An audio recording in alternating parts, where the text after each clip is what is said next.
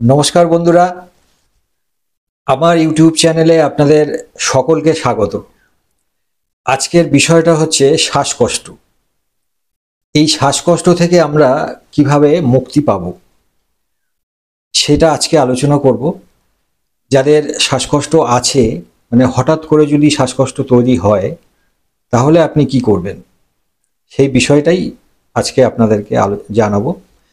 তো তার আগে এই শ্বাসকষ্ট সংক্রান্ত আমাদের ফুসফুসের ব্যাপারে কয়েকটা কথা আপনাদেরকে জানিয়ে রাখি, যেটা জানলে আপনাদের খুব কাজে আসবে। দেখুন, শ্বাসকষ্ট হওয়ার পেছনে অনেক কারণ আছে। যাদের অ্যালার্জি আছে, অ্যাস্থমা আছে, সিওপিডি, ব্রঙ্কাইটিস, মানে এই ধরনের সমস্যাগুলো যাদের আছে তাদের শ্বাসকষ্ট হতে পারে। আবার অনেক সময় হার্টের সমস্যা থেকেও শ্বাসকষ্ট হয়। তো যাই হোক, যে কোনো কারণেই যদি শ্বাসকষ্ট হয় তাহলে হঠাৎ করে যদি এরকম সমস্যা তৈরি হয় তাহলে আপনি কি করবেন সেই বিষয়টা আপনাদেরকে জানাচ্ছি। তো দেখুন, ফুসফুসের মধ্যে অসংখ্য অ্যালভিওলি আছে, যেটা বেলুনের মতো থাকে। আমরা যখন নিঃশ্বাস নিই, অক্সিজেন নিই, সেই অ্যালভিওলিগুলো ফুলে যায়, আবার যখন ছাড়ি সেগুলো আস্তে আস্তে চুপসে যায়।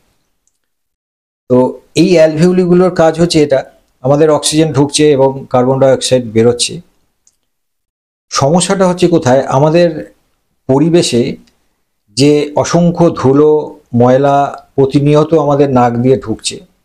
আপনি যত ভালো জায়গাতেই থাকুন, কিছু না কিছু ধুলো কিন্তু নাক দিয়ে অনবরত আমাদের শরীরে ফুসফুসের মধ্যে ঢুকছে। এবং যাদের কফের সমস্যা আছে তাদের এই ফুসফুসের ঝিল্লিতে বা ফুসফুসের অ্যালভিওলিগুলো মধ্যে এই কফ জমে, এই ময়লা জমে অ্যালভিওলিগুলো আস্তে আস্তে জাম হয়ে যায়, ব্লক হয়ে যায়। এবং একটা সময় আসে যখন ফুসফুসের 40% বা 50%টাই মানে অ্যালভিওলিগুলো ব্লক হয়ে যায়। যার ফলে কি হয়, আমাদের যতটা অক্সিজেন নেওয়ার কথা আমরা ততটা অক্সিজেন কিন্তু নিতে পারি না। যার জন্য কি হয়, আমাদের অল্প অল্প অক্সিজেন নিতে হয়, অল্প অল্প ছাড়তে হয়। কারণ হচ্ছে এইগুলো আস্তে আস্তে ব্লক হয়ে যাচ্ছে। এরকম যত সময় যাবে আস্তে আস্তে 60%, 70% যখন ব্লক হয়ে যাবে তখন কিন্তু দেখবেন জোরে জোরে নিঃশ্বাস নিতে হচ্ছে আপনাকে, মানে শ্বাসকষ্ট হচ্ছে। তার কারণটাই হচ্ছে এই ফুসফুসের অ্যালভিওলিগুলোকে পরিষ্কার রাখতে হবে। কিভাবে পরিষ্কার রাখবেন আমি তার একটা টিপস আপনাদেরকে আজকে জানাচ্ছি। তো দেখুন, আগে বলি, যদি হঠাৎ করে ধরুন কারোর শ্বাসকষ্ট হচ্ছে তাহলে আপনি কি করবেন। যদি আপনাদের কাছে ইনহেলার থাকে কিংবা পাশাপাশি কোনো হসপিটালে নিউমোনাইজারের ব্যবস্থা থাকে তো সেখান থেকে সেগুলো আপনারা করে নিতে পারেন। বাট যদি এরকম হয়, ধরুন এমন একটা জায়গায় আছেন যেখানে আপনার এগুলো কিছুই নেই, তো হঠাৎ করে আপনার শ্বাসকষ্ট শুরু হলো, সেটা বাসে ট্রেনেও হতে পারে বা রাস্তাঘাটেও হতে পারে। এরকম যদি হয় তখন আপনি কি করবেন। দেখুন, প্রথম কাজ হচ্ছে আপনাকে খুব শান্ত হয়ে সোজা হয়ে বসে পড়তে হবে কোনো একটা জায়গায়। যদি পারেন পেছনে কিছু হেলান দিয়ে বসতে, তাহলে সেভাবে বসতে পারেন, খুব ভালো হয়। বসে কাঁধ দুটোকে হালকা রিল্যাক্স করে দেবেন, একদম এরকম হালকা থাকবে, রিল্যাক্স। মাথাটা সোজা করে বসে পড়বেন। বসার পর নাক দিয়ে নিঃশ্বাস নেবেন, মুখ দিয়ে নিঃশ্বাস ছাড়বেন। কিভাবে ছাড়বেন আমি একটু দেখিয়ে দিই।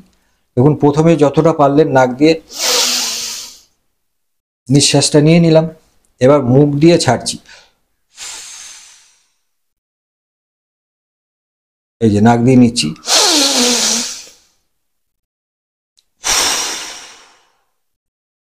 মুখ দিয়ে ছাড়বেন। নিঃশ্বাসটা যখন নেবেন না, প্রচুর পরিমাণে নেওয়ার চেষ্টা করবেন।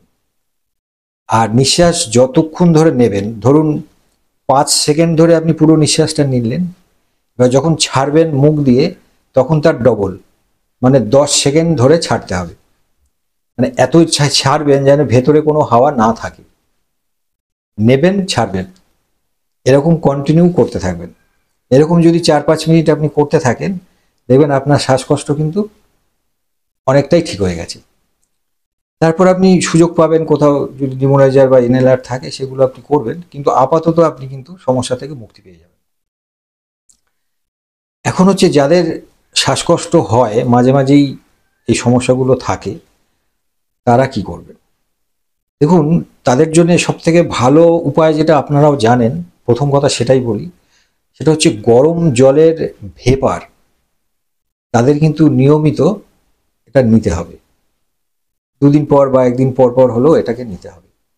গরম জলের ভেপার আপনি যত নেবেন, আপনার ফুসফুসের মধ্যে যে সমস্ত ময়লা বা কফ জমে আছে সেগুলো কিন্তু আস্তে আস্তে বেরিয়ে যাবে।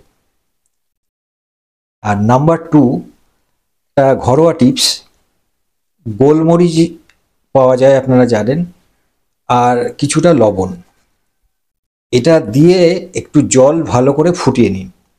1 গ্লাস জলে ধরুন দিলেন কিছুটা 1 চামচ গোলমরিচ আর কিছুটা নুন দিয়ে ভালো করে ফুটিয়ে নিলেন। নিয়ে এই জলটাকে উষ্ণ গরম অবস্থায় আপনাকে আস্তে আস্তে পান করতে হবে। এটা যদি আপনি কিছুদিন করতে পারেন, তাহলে দেখবেন ফুসফুসের মধ্যে যে সমস্ত জমা কফ আছে বা ময়লা আছে সেগুলো কিন্তু আস্তে আস্তে বেরিয়ে যাবে, এবং যদি কফ থাকে সেগুলো পাতলা হয়ে বেরিয়ে যাবে। আর যাদের শ্বাসনালীতে প্রদাহ হয়, ইনফ্লেমেশন আছে, সেটাও কিন্তু ঠিক হয়ে যাবে। এইটা আপনারা করুন, ঘরে বসেই করা যায় এগুলো, আর করলে যথেষ্ট উপকার আপনারা পাবেন, এটুকু আশা করছি। নমস্কার।